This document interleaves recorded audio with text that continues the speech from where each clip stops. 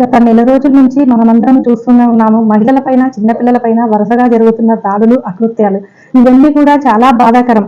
ఎందుకంటే మహిళల రక్షణ అన్నది ప్రథమ కర్తవ్యం ఏ ప్రభుత్వానిదైనా కూడా. 2019 నుంచి 2024 వరకు వైఎస్ఆర్ గవర్నమెంట్ ఉన్నప్పుడు మహిళా సాధికారత కోసం, మహిళల రక్షణ కోసం ఏ విధమైన చర్యలు తీసుకున్నారో మనకందరికీ తెలుసు. ఆ టైంలో క్రైమ్ రేటు, మహిళలపైన జరుగుతున్న అవాంఛనీయ ఘటనలన్నీ చాలా వరకు తగ్గిపోయాయి.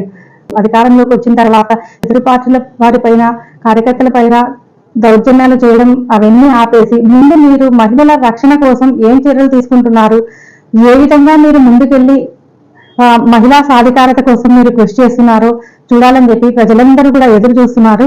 ఇది మీ బాధ్యత కాబట్టి ముందుగా మీరు మహిళలను, చిన్నపిల్లలను దారుణాలు జరగకుండా, వాళ్ళపైన దాడులు జరగకుండా చూడండి. అంతేగాని ప్రతీకారాలు ఈ టైంలో కరెక్ట్ కాదు. మీకు ఓటు వేసిన వాళ్ళే కాదు, మీకు ఓటు వేయని వాళ్ళు ప్రతి ఒక్కరిని